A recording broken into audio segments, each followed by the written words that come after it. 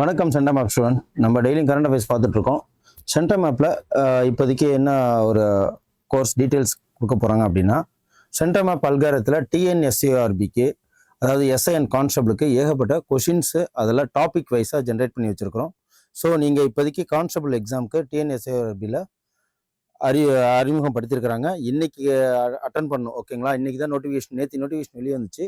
அதாவது 22 ஆகஸ்ட் அன்னையிலேருந்து செப்டம்பர் மாதம் 21 வரைக்கும் டைம் இருக்குது. கான்ஸ்டபிள் 10th தான் குவாலிஃபிகேஷன். ஸோ அனைத்து இளைஞர்களும் அண்ட் இதில் பெண்களும் பங்கேற்கலாம். ஸோ எல்லாருமே வந்து சென்டம் மேப் கால் பண்ணி நீங்கள் உங்களோட சென்டம் மேப் அல்காரிதம், அதாவது டிஎன்எஸ்ஆர்பி அல்காரிதம் டெஸ்ட்டை என்ரோல்மெண்ட் பண்ணிக்கோங்க. ஏதாவது டவுட் இருந்ததுன்னா கீழே நம்பர் வரும், நீங்கள் அது கால் பண்ணி நீங்கள் கேட்டுக்கோங்க.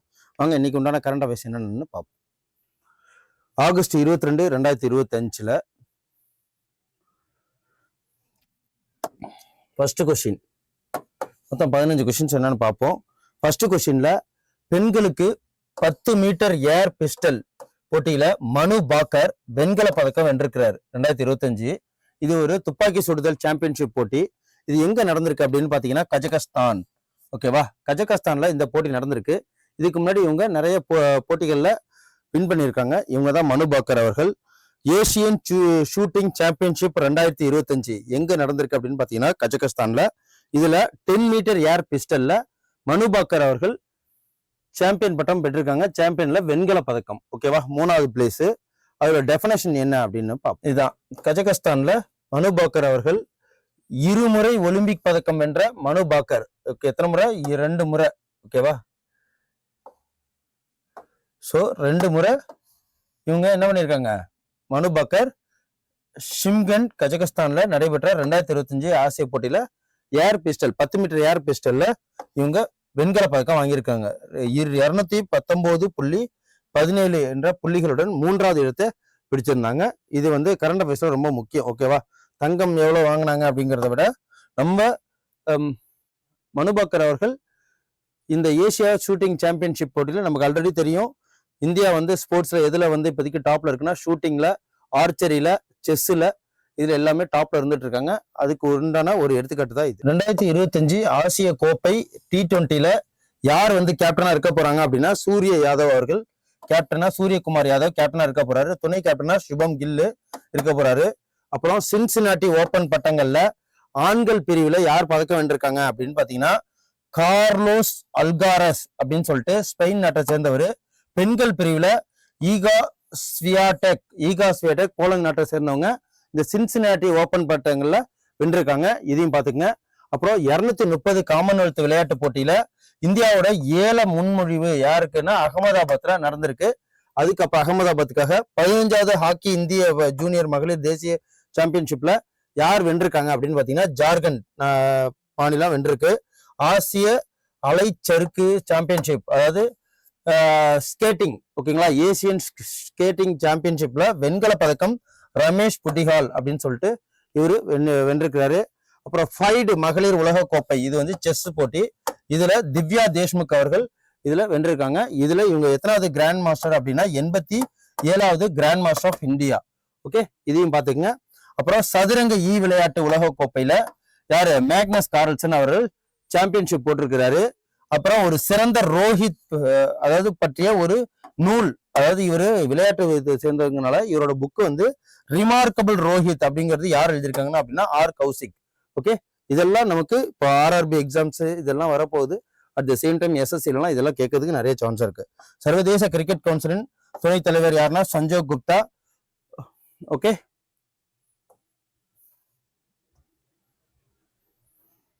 அடுத்த கொஸ்டின்ஸ், 2வது கொஸ்டின். எந்த மாநிலத்தின் ஜலாலாபாத் நகரத்திற்கு பெயர் மாற்றம் பண்ணியிருக்காங்க அப்படின்னா பரசுராமபுரி என்ற பெயர் சூட்டப்பட்டிருக்கு அப்படின்னா உத்தரப்பிரதேசம், ஓகேவா? இது உத்தரப்பிரதேசத்துக்கு பரசுராமபுரி, ஓகேங்களா? பரசுராம் இவர் தான். பரசுராமபுரின்னு சொல்லிட்டு பெயர் மாற்றம் செய்யப்பட்டிருக்கு அப்படின்னா இது வந்து உத்தரப்பிரதேச வெஸ்ட் சைட்ல இருக்கு. ஓகே,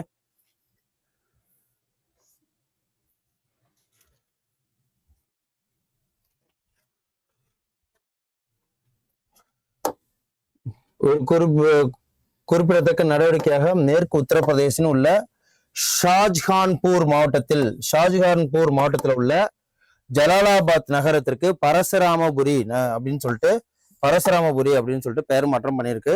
ஜலாலாபாத் நகரத்திற்கு பரசுராமபுரி. ஓகேவா? இது மினிஸ்ட்ரி ஆஃப் ஹோம் அஃபேர்ஸ். இதுக்கு ரொம்ப இதெல்லாம் கிடையாது.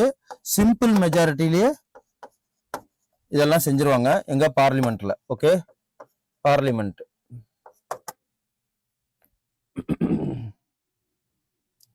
அதுக்கப்புறம் சில இதுக்கெல்லாம் என்னென்னலாம் பெயர் மாற்றம் செஞ்சிருக்காங்க அப்படின்னு சொல்லிட்டு தெரியணும் இல்லையா? அதாவது சமீபத்துல பெயர் மாற்றப்பட்டவை பச்மர்ஹி வனவிலங்கு சரணாலயத்துக்கு பூபத் சிங் வனவிலங்கு சரணாலயம் அப்படின்னு சொல்லிட்டு மாத்திட்டாங்க. ஓகே, பூபத் சிங் சரணாலயம். இந்தியா மற்றும் இங்கிலாந்துக்கு இடையான டெஸ்ட் தொடர்ல ஆண்டர்சன் டெண்டுல்கர் கோப்பை வந்து பெற்றிருக்கிறாங்க. அதுக்கப்புறம் இதுக்கு கயர்தல் திஜாரா அப்படிங்கிற ராஜஸ்தான்ல ஒரு நகருக்கு பர்த்ரஹிரி நகர் அப்படின்னு சொல்லிட்டு பெயர் மாற்றம் செஞ்சிருக்காங்க. அப்புறம் கர்னக் பாலத்துக்கு சிந்தூர் பாலம் அப்படின்னு சொல்லிட்டு பெயர் மாற்றம் பண்ணியிருக்காங்க. இஸ்லாம்பூருக்கு ஈஸ்வர் நகர். ஸோ இத மாதிரி ஏகப்பட்ட விஷயங்கள்லாம் பண்ணியிருக்கிறாங்க. பெங்களூரு நகர பல்கலைக்கழகத்துக்கு டாக்டர் மன்மோகன் சிங். அது எல்லா கரண்ட் அஃபேர்ஸும் நம்ம பார்த்துருக்கோம். அப்புறம் சராய் காலே கான் சவுக் பிர்சமுண்டா அப்படிங்கிறது பெயர் மாற்றம் செஞ்சிருக்காங்க. அப்புறம் போர்ட் பிளேயருக்கு விஜயபுரம். அப்புறம் சௌராஷ்டிரா கிரிக்கெட் மைதானத்துக்கு நிரஞ்சன் ஷா மைதானம் அப்படின்னு சொல்லிட்டு பெயர் மாற்றம் செஞ்சிருக்காங்க. ராஜஸ்தான்ல பொய்சாகர் ஏரிக்கு வருண் சாகர் அப்படின்னு சொல்லிட்டு பெயர் மாற்றம் செஞ்சிருக்காங்க. இதெல்லாம் நோட் பண்ணி வச்சுங்க. எக்ஸாம் பாயிண்ட் ஆஃப் வியூல இது எல்லாமே ரொம்ப முக்கியம். ஓகே, அடுத்த கொஸ்டின். அக்னி வீரர்களுக்கு எந்த வங்கியானது எந்தவித உத்தரவாதமும் இல்லாமல், அதாவது ஷூரிட்டியே இல்லாம 4 லட்சம் ரூபாய் கடன் கொடுத்திருக்காங்க அப்படின்னா எஸ்பிஐ அவர்கள். ஓகேவா? எஸ்பிஐ வந்து 4 லட்சம் அக்னி வீர்ஸ் என்ன மோடி அவர்களால் தொடங்கப்பட்ட ஒரு போலீஸ் குரூப். ஓகேவா? போலீஸ் பெட்டாலியன் அவங்க. ஓகே, அக்னி வீர்ஸ்ன்னு சொல்லுவாங்க. ஸோ இவங்களுக்கு எஸ்பிஐ வந்து 4 லட்சம் லோனு இவங்களுக்கு தரத்துக்கு ஒப்புதல் வழங்கியிருக்காங்க.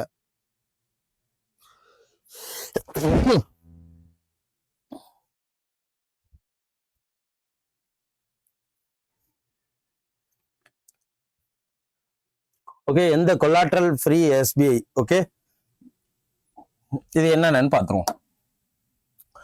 நாட்டின் துணிச்சலான வீரர்களுக்கு வங்கி மலிவான வட்டி விகிதத்துல கடன்களை அக்னி வீரர்களுக்கு எஸ்பிஐ சலுகை அளிச்சிருக்கு.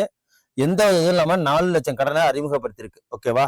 அது எந்த தேதிக்குள்ள அப்படின்னா வங்கி அனைத்து பாதுகாப்பு வீரர்களுக்கும் 30 செப்டம்பர் 2025 வரை, அடுத்த மாசம் 2025 30 தேதிக்குள்ள அவங்க எந்த ஒரு ஷூரிட்டி இல்லாம எவ்வளோ 4 லட்சம் கடன் வாங்கிக்கலாம். அவங்களுக்கு வட்டி விகிதம் எவ்வளோ அப்படின்னா 10.50% கொடுக்குறாங்க. Personal loan. ஓகேவா? இந்த தேதிக்கு முன் நீங்கள் தனிநபர் கடன் எடுத்தால் குறைந்த வட்டியில அதை பெறலாம். ஓகே, எஸ்பிஐ வந்து நிறுவப்பட்ட ஆண்டு 1 ஜூலை 1955. தலைமையர் எங்க இருக்கு? மும்பைல. இப்ப தலைவர் யாருன்னா ஸ்ரீனிவாசுலு செட்டி. ஓகே, இவ்வளவுதான். அதுக்கப்புறம் அடுத்த கொஸ்டின். 2025 ஹீரூன் இந்தியாவின் மிகவும் மதிப்புமிக்க குடும்ப வணிகங்களில் பட்டியலில் முதலிடம் பிடித்தது யாருன்னா அதானி குடும்பம் தான். ஓகேவா? இவங்க என்னன்னா இந்தியால இதுவரைக்கும் பொருளாதாரத்தின மிக பெரிய பங்கு இந்தியா ஃபுல்லா வச்சிருக்காங்க அப்படின்னு சொல்லிட்டு எந்த குடும்பத்தை வெளியிட்டிருக்காங்க அப்படின்னு பாத்தீங்கன்னா இந்த ஹீரூன் அப்படிங்கிற ஒரு அமைப்பு வெளியிட்டிருக்கு. யார் அப்படின்னா அதானி குடும்பத்தை தான் சொல்லியிருக்கிறாங்க. ஓகே,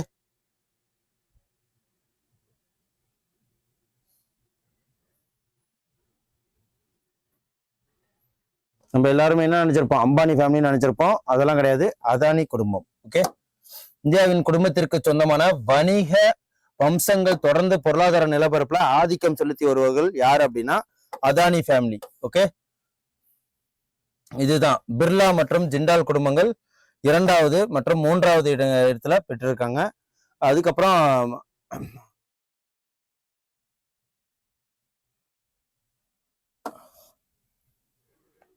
ஸோ இவ்வளவுதான். அப்புறம் மெல்போர்னில் நடைபெற்ற இந்திய திரைப்பட விழாவில் IFFM 2025 சிறந்த, ஓகேவா,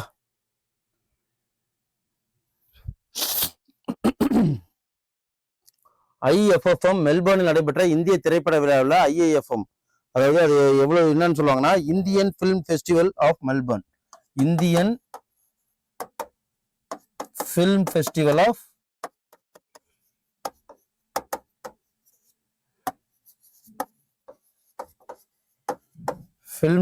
ஆஃப் மெல்பர்ன் அப்படிங்கிற இந்த இதுக்கு எது வந்து வாங்கியிருக்கு அப்படின்னு பார்த்தீங்கன்னா ஹோம் பவுண்ட் அப்படிங்கிற ஒரு படம் இந்த இதுக்கு சிறந்த இயக்குனருக்காக இது வாங்கியிருக்கு. ஓகேவா, ஹோம் பவுண்ட் அப்படிங்கிற ஒரு ஃபில்ம் வந்து இந்தியன் ஃபிலிம் ஃபெஸ்டிவல் மெல்பர்ன்ல அவார்டு வாங்கியிருக்கு.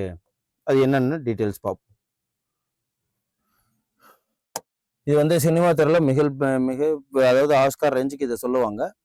அந்த படத்துக்கு சினிமா துறையில புகழ்பெற்ற திரைப்பட தயாரிப்பாளருக்கான நீரஜ் கயவான் தனது சமீபத்திய நாடகமான ஹோம் பவுண்டின் மூலம் என்ன பண்ணியிருக்கிறாரு, இந்த அவார்டை வாங்கியிருக்கிறாரு. ஐஏஎஃப்எம் 2025 இது ஆஸ்திரேலியா மெல்போர்ன்ல நடக்குது. ஓகேவா, ஆகஸ்ட் 15, 2022 நடைபெற்ற இந்த விழாவில் கயவானுக்கு சிறந்த இயக்குனர் விருது பெற்று தந்திருக்கு. எந்த படம் அப்படின்னா இந்த ஹோம் பவுண்ட் அப்படிங்கிற படம். அடுத்த கொஸ்டின்,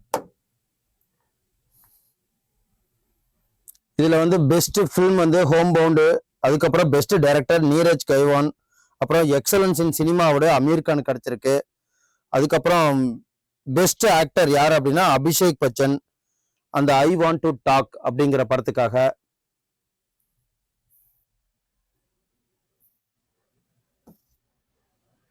ஸோ இதுல பெஸ்ட் ஆக்டர் யாரு,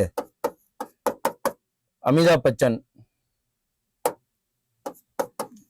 பச்சனுக்கு அபிஷேக் பச்சனுக்கு கிடைச்சிருக்கு. Abhishek Bachchan I want to talk அப்படிங்கிறதுக்காக. Best female actors, best actress யாருக்கு அப்படின்னா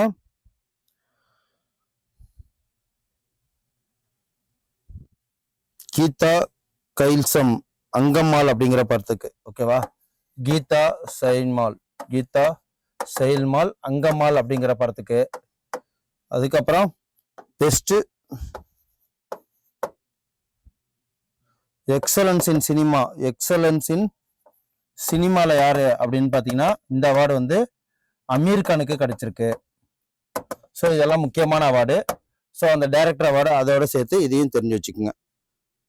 ஓகே, இதுல பெஸ்ட் ஷார்ட் பிலிம் வந்து ட்ரிஃப்டர்ஸ்ன்னு சொல்லிட்டு, பெஸ்ட் ஷார்ட் பிலிம் இந்தியாவில் வந்து colour pencil, best short film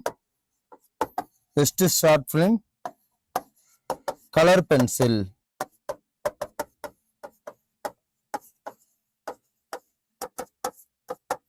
அப்படிங்கிற ஒரு ஷார்ட் பிலிம்க்கு கொடுத்துருக்காங்க.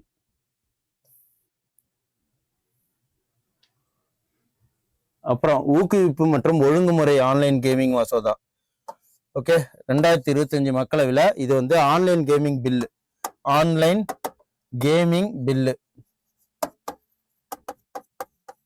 எதுக்குன்னா இதுக்குன்னு சொல்லிட்டு ஒரு வரமுறை ரெகுலேட்டரி பில்லு அறிவிச்சிருக்காங்க. இந்த promotion and regulation of online gaming bill 2025 எங்க அப்படின்னா லோக்சபால அறிவிச்சிருக்காங்க. லோக்சபால மக்களவையில் நிறைவேற்றப்படுது. இந்த மசோதாவின் முக்கிய நோக்கம் என்ன அப்படிங்கிறத பாத்தீங்கன்னா to encourage e sports and social games while prohibiting harmful money gaming.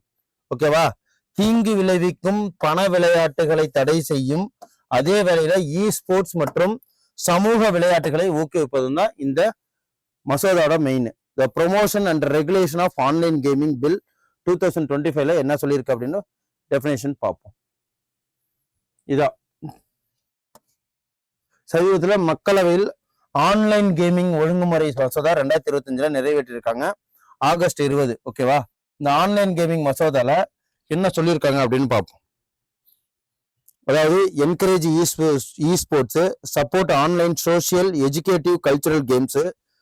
இதுல எதெல்லாம் அவங்க சப்போர்ட் பண்ணக்கூடாதுன்னா prohibit harmful online money gaming, அப்புறம் சேஃப்கார்டு ஃப்ரம் இல்லீகல் ஆக்டிவிட்டிஸ். இதுல வந்து இந்த பில்லுக்கு இம்பார்ட்டன்ஸ் கொடுத்துருக்காங்க. எதெல்லாம் வந்து அவங்க பேன் பண்ணிருக்காங்க அப்படின்னா ரியல் மணி கேமிங் ஆப்பை, அப்புறம் gaming with monetary return promise. India இதுல இந்த பில்லுல எதை பேன் பண்ணிருக்காங்க அப்படின்னா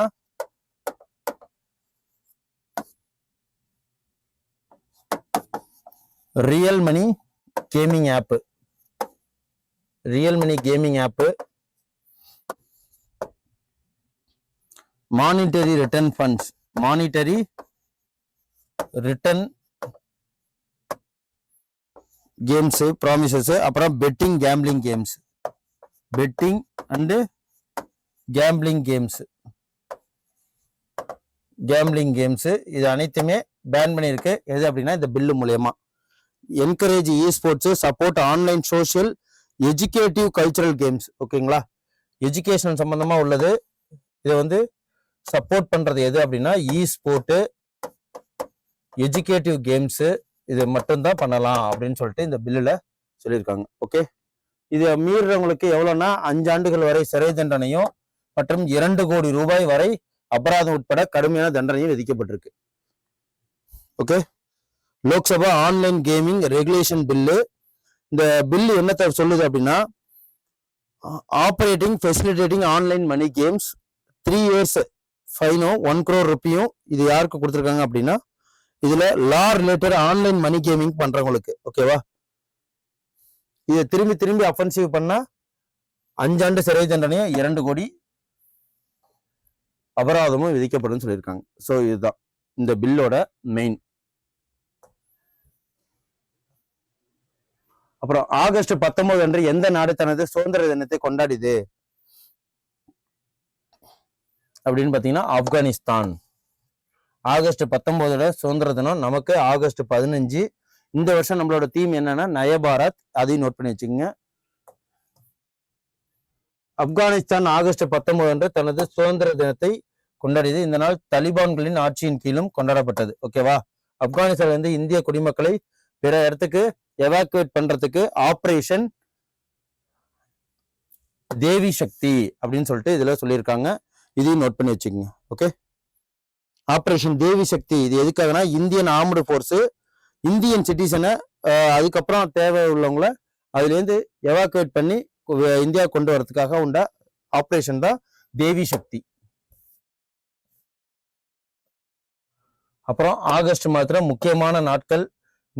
ஆகஸ்ட் 20 அன்னைக்கு உலக கொசு தினம், சத்பவன திவாஸ். நேத்தி வந்து ஆகஸ்ட் 21.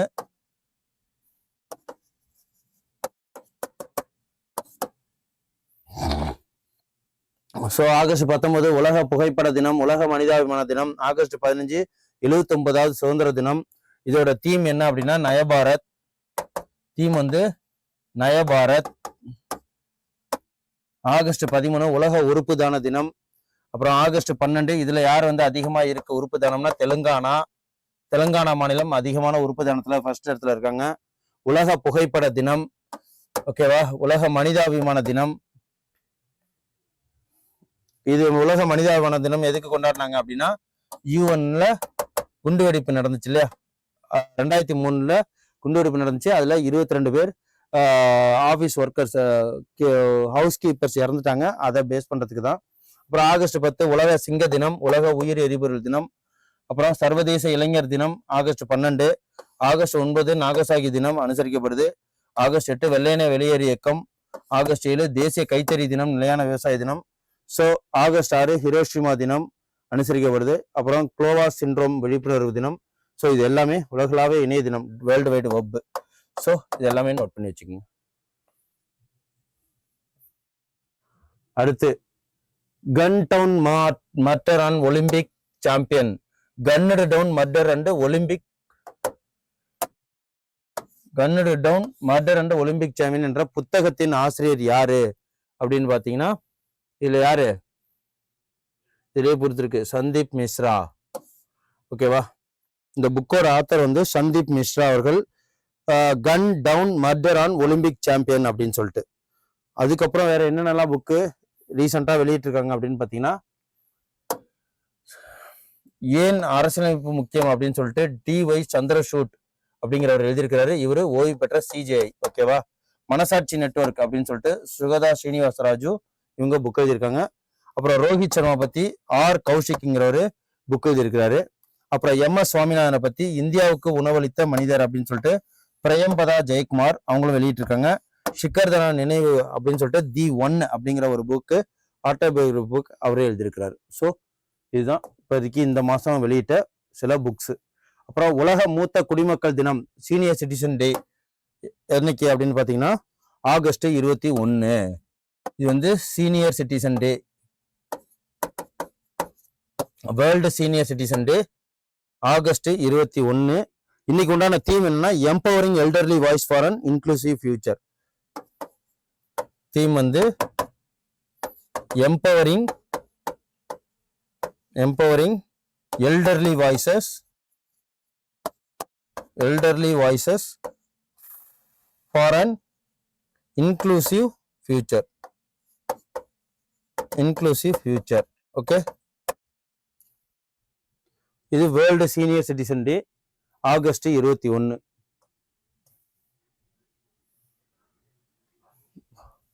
தீம் பாத்துங்க, கருப்பொருள் அனைத்தையும் உள்ளடக்கிய எதிர்காலத்திற்கான முதியோர்களின் குரல்களுக்கு அதிகாரம் அளித்தல். இதுதான் இதோட குறிக்கோள். ஓகேவா, கருப்பொருள்னு சொல்லுவாங்க. கருப்பொருள் ஒவ்வொரு ஆண்டும் ஆகஸ்ட் 21 உலகெங்கிலும் முதியோரின் பின்னடைவு, ஞானம் மற்றும் பங்களிப்புகளை உலகளாக அங்கீகாரத்துக்கு விதமாக இந்த டேவை கொண்டாடுறாங்க. அப்புறம் 3 முறை PFA ஆண்டின் சிறந்த வீரர் விருதை யார் பெற்றிருக்காங்க அப்படின்னு பாத்தீங்கன்னா முகமது சலா அப்படிங்கிறவர். ஓகேவா, இவரு இது வரைக்கும் யாருமே பண்ணாத இந்த ஃபுட்பால்ல இந்த அவார்டை 3 முறை வாங்கி Mohamed Salah historic 3rd PFA player of the அவார்டை வாங்கியிருக்கிறாரு. ஓகே, லிவர்பூல் அணியின் இவர் வந்து லிவர்பூல் அணியில இருக்கிறாரு. இதுக்கு முன்னாடி நம்ம அதிக வருமானம் ஈற்ற ஃபுட்பால் கிளப் எது அப்படின்னு சொல்லிட்டு பார்த்தோம். அதுலேயே லிவர்பூல் வந்திருக்கும். இந்த மாதிரி ஒவ்வொரு இதுலேயும் லிவர்பூல், மேட்ரிட் அப்படின்னு சொல்லிட்டு ஒவ்வொரு கம்பெனி இருக்கும். அது மூலயமா இது 3வது இடத்துல லிவர்பூல் இருக்கு.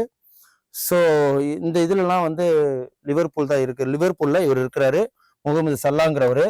இவர் வந்து எந்த நாட்டை சேர்ந்தவர் அப்படின்னா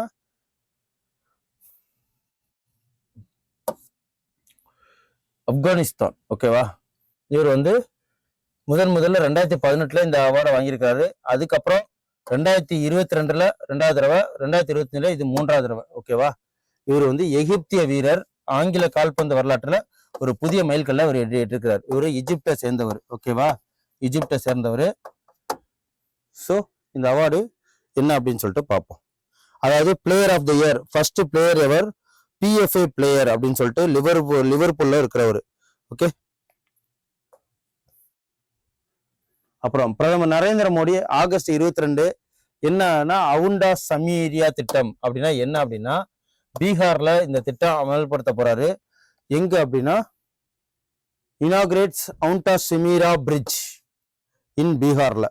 ஓகேவா, இது கேஞ்சட்டிக், அதாவது கங்கால அந்த ப்ராஜெக்டை ஓப்பன் பண்ண போறாங்க. இந்த ப்ராஜெக்டுக்கு என்ன அப்படின்னா கங்கா ரிவருக்கும், அதாவது 2 கிலோமீட்டர் ஸ்ட்ரெச்சஸ்ல எந்த இதுக்குன்னா மொக்காமா இன் பாட்னா டிஸ்ட்ரிக்ட்லயும் பெகாசூரா அப்படிங்கிற 2 ஊருக்கு நடுவுல இந்த பாலத்தை அவரு கட்ட போறாரு. ஓகேவா, இது வந்து ராஜேந்திர சேது அப்படிங்கிற ஒரு திட்டத்தின் மூலயமா, அதாவது ராஜேந்திர சேது அப்படிங்கிற ஒரு பாலம் இருக்கு, அதுக்கு அருகில் தான் இது கட்ட போறாங்க. இதுக்கு பேர் என்ன அப்படின்னா பிரதமர் நரேந்திர மோடி ஆகஸ்ட் 22 இந்த பாலத்தை கட்ட போறாரு. இந்த பாலத்துக்கு பேர் என்ன வச்சிருக்குன்னா அவுண்டா சிமாரியா ப்ராஜெக்ட். அவுண்டா சிமாரியா ப்ராஜெக்ட்.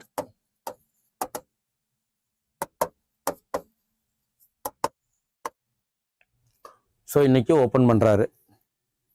அதுக்கப்புறம் பாதுகாப்பு அமைச்சகத்தின் அறிவிக்கப்பட்ட முதல் முப்படை கருத்தரங்கின் பெயர் என்ன அப்படின்னு சொல்லிட்டு கேட்டாங்க. அதுக்கு பேர் ரான் சம்வாத். பாதுகாப்பு அமைச்சகத்தால் அறிவிக்கப்பட்ட முதல் முப்படை கருத்தரங்கு, அதாவது ட்ரை சர்வீஸ் செமினார்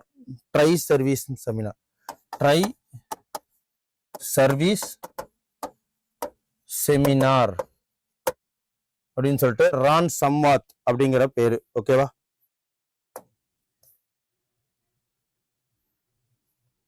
பாதுகாப்பு அமைச்சகம் முதல் முப்படை கருத்தரங்கு இதுதான் ரான் சம்வாத். தலைப்பிலான முதல் முப்படை கருத்தரங்கு அமைப்பை பாதுகாப்பு அமைச்சகம், அதாவது மினிஸ்ட்ரி ஆஃப் டிஃபென்ஸ் இதை வெளியேறாங்க. ஓகே, இது எப்போ அப்படின்னு நடக்க போகுதுன்னா 26 முதல் 27 வரை டாக்டர் அம்பேத்கர் நகர் உள்ள இராணுவ போர்க்கல்லூரியில் இந்த செமினார் நடக்க போகுது. என் மைய கருத்து என்ன அப்படின்னா போர் தொழில்நுட்பத்தின் தாக்கம் குறித்து கவனம் செலுத்தும் அப்படிங்கிறதான். அதாவது impact of technology on warfare. Impact on technology for warfare அப்படிங்கிற ஒரு இராணுவ போர்க்கல்லூரியில் இது நடைபெற இருக்கு. இந்தியா அக்னி 5 இடைநிலை வரம்பு ஏவுகணை சோதனை ஏவுதலை எந்த இடத்திலிருந்து வெற்றிகரமாக நடத்துறாங்க அப்படின்னு பாத்தீங்கன்னா சந்திப்பூர், ஒடிஷா. ஓகேவா, இன்னைக்கு அக்னி 5 என்ற ஏவுகணைய